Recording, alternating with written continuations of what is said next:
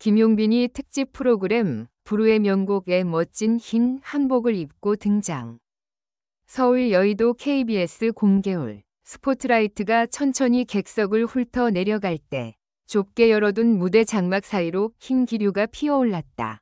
그건 드라이아이스가 만든 인공의 안개였지만 그 순간만큼은 오래 묵은 소나무 숲에서 새벽 이슬이 일어나는 숨결처럼 보였다. 객석의 조용한 웅성거림 속에서 누군가 오늘 그 무대 나온다며? 하고 속삭이면 다른 누군가는 핸드폰을 꼭 쥔 채 말을 잇지 못했다. 응, 흰 한복, 부채춤, 30명 다 준비됐대. 불후의 명곡 특집의 주제는 귀환, 그리고 원영 위 노래였다. 이름난 가수가 전통과 현대를 잇는 한 무대를 통해 자신만의 원형을 소환한다는 콘셉트. 제작진은 이미 몇 달 전부터 이 특집을 한 회차의 방송이 아니라 하나의 완결된 공연으로 설계했다.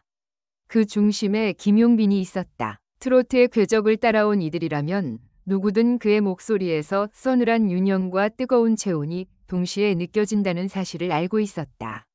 그 미묘한 양가성은 오랜 시간 팬덤을 충성스럽게 만들었다. 그러나 오늘은 그가 스스로를 넘어설 수 있을지가, 그리고 TV라는 프레임을 어떻게 확장시킬지가 관건이었다.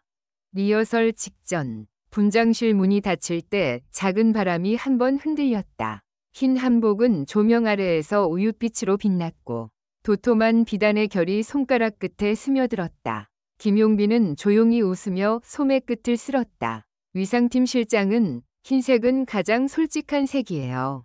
작게라도 흔들리면 다 보이죠. 하지만 선이 살아있으면 그보다 강한 것도 없어요. 라고 말했다. 그는 천천히 고개를 끄덕였다. 강한 것은 목청이 아니라 선이라는 말. 오늘 그가 붙들고 싶은 건 바로 그 선이었다. 문득 대기실 벽에 걸린 작은 포스터가 눈에 들어왔다. 부채춤 참여, 30인 대규모 퍼포먼스. 그 아래에는 각자의 이름이 깨알처럼 적혀 있었다.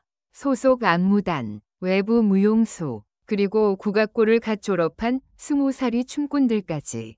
그들이 내 호흡을 따라와 줄 수 있을까? 그는 말하지 않았지만 목 깊숙한 곳에서 피어나는 긴장감이 있었다. 열정은 준비로 증명되지만 무대는 늘 예기치 않은 미세한 균열에서 탄생한다. 그 균열이 아름다움으로 변할지 파열음으로 떨어질지 그건 늘 한 호흡의 차이였다. 리허설룸 바닥엔 테이프가 정교하게 붙어 있었다. 대형의 이동 동선이 색깔별로 구획되어 있었고 방송 카메라의 돌진 각도와 크레인의 궤적까지 표시돼 있었다. 연출 PD는 무전기로 2번 카메라, 12마디부터 오른쪽 낮은 탑샷, 3번 클로즈업은 부채 닫히는 타이밍에 맞춰요. 딜레이 금지를 반복했다. 30개의 부채가 동시에 닫히는 한순간을 위해 수십 번의 세부 조정이 이어졌다. 한 번만 더 부탁드립니다. 김용빈은 리허설을 마친 후 먼저 말문을 열었다. 웃는 얼굴이었다. 그러나 그 미소 안엔 작은 결기가 있었다. 전통 부채춤의 핵심은 선의 겹침과 풀림, 그리고 무게가 거의 느껴지지 않는 공기 같은 힘이다. 30개의 부채가 하나의 흐름을 만들 때 시청자는 그 흐름을 형용할 수 없는 울림으로 받아들인다. 김용빈은 자신의 노래를 그 흐름 위에 얹을 셈이었다. 음향 감독은 노랫말의 자음 파열과 부채의 찰칵 소리가 부딪히지 않도록 주파수를 미세하게 비웠다. 무선 인이어에서는 클릭 소리와 함께 3, 2, 1위 경고가 작게 들렸다. 무용수 중 막내인 선우가 살짝 손을 들었다. 저 마지막 원형대에서 5도 더 우측으로 틀면 용빈 선배님 라인과 화면 겹침이 줄 것 같은데요. 모두가 고개를 돌렸다. 연출은 잠시 침묵했다. 좋아, 선우 말대로 한다. 하지만 그건 곧 네가 스스로 중심을 잡아야 한다는 뜻이야. 선우의 두 눈의 순간 긴장과 자부심이 동시에 번졌다. 그 장면을 멀찍이서 지켜본 김용빈은 작게 미소를 지었다. 오늘의 균열은 저기에서 시작되고 아마 저기로 수렴하겠지. 방송 시작 30분 전 MC 신동엽은 특유의 부드러운 농담으로 객석의 긴장을 살짝 풀었다. 여러분, 오늘 저도 대본에 없는 걸 좀 하려고요. 감동하면 그냥 감동한 걸로 하겠습니다. 관객석에서 웃음이 났다. 그러나 그 웃음 뒤편에서 신동엽은 유난히 진지한 눈빛이었다.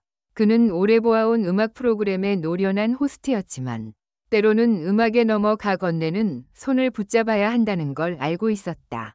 마음속에 작은 기도처럼 되뇌었다. 제발 오늘은 우리가 텔레비전을 잊게 해줘. 제작진 사이에서는 작은 소문이 돌았다.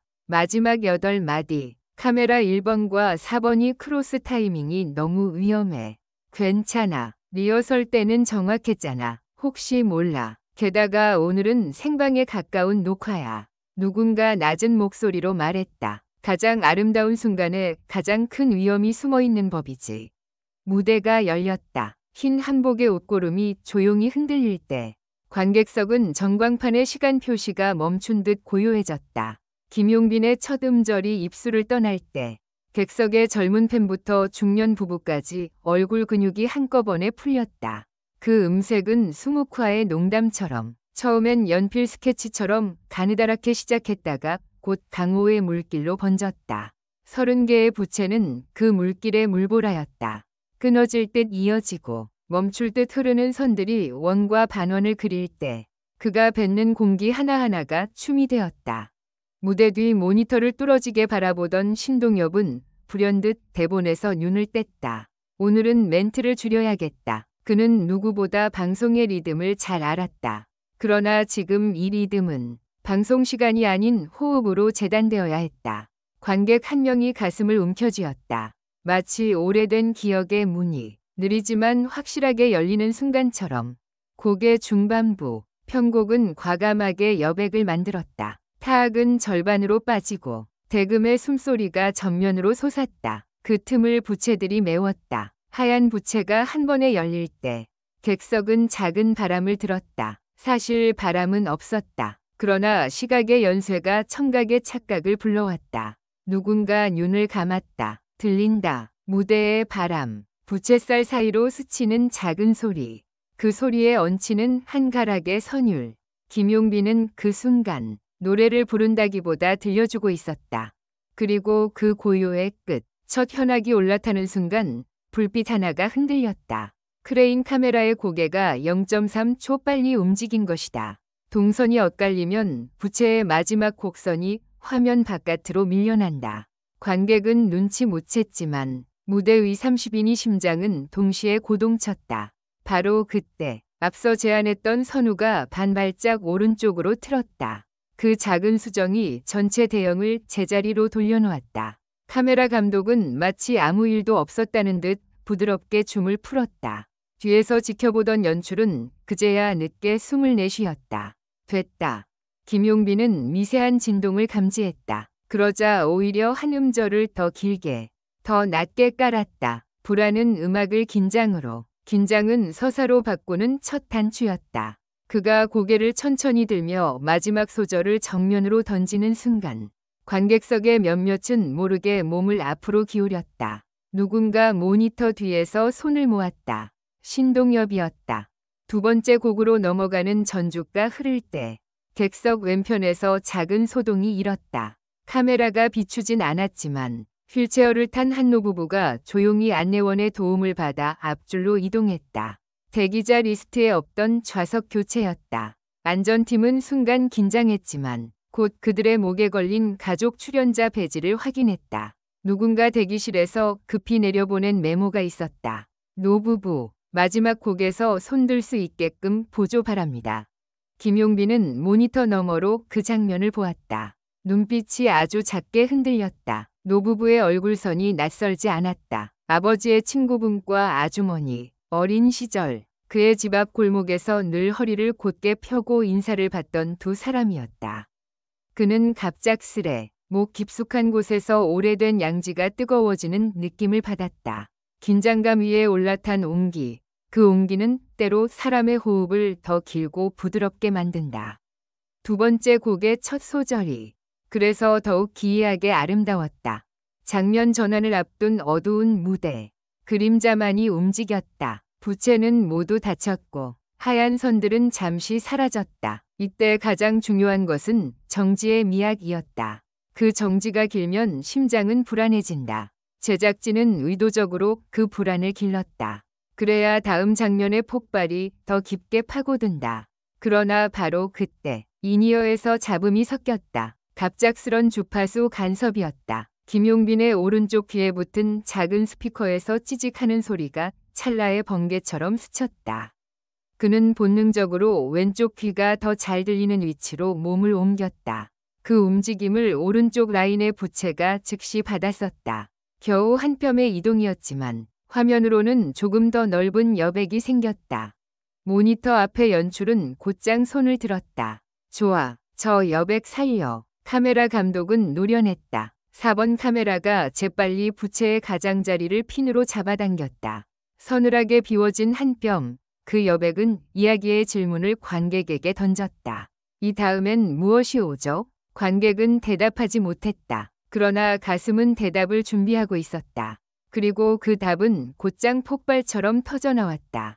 세 번째 곡, 편곡은 마침내 전통 장단을 현대 비트와 맞물리게 했다.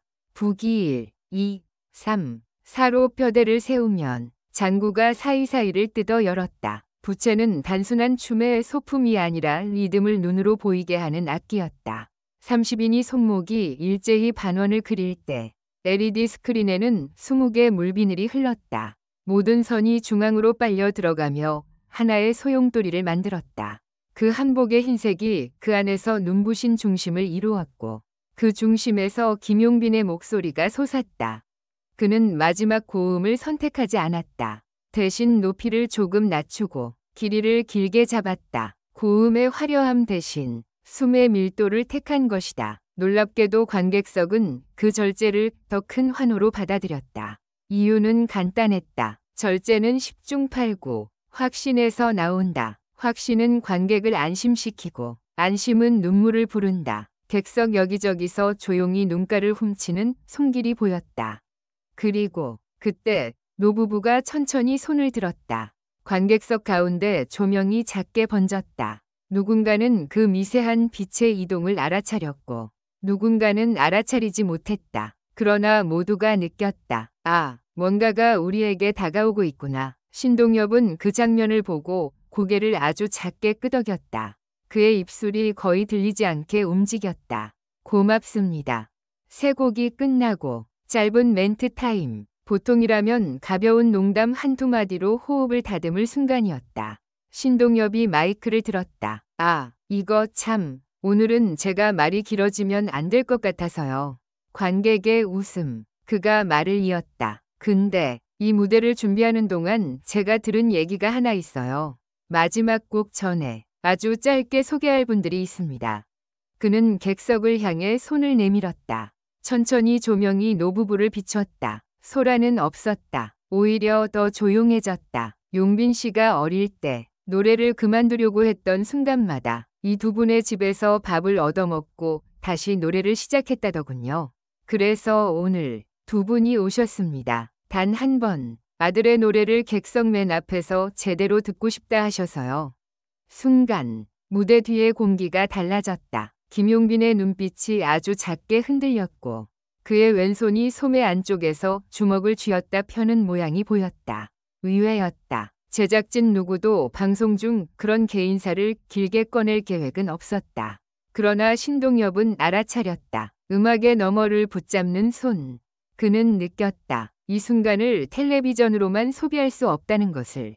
그건 오래된 프로로서의 직감이었다. 마이크가 다시 노래를 위한 위치로 돌아갔다. 다음 곡은 편곡팀이 가장 공들인 트랙이었다. 전통 민요의 골격 위에 최신 스트링 어레인지가 얇게 깔려 있었다.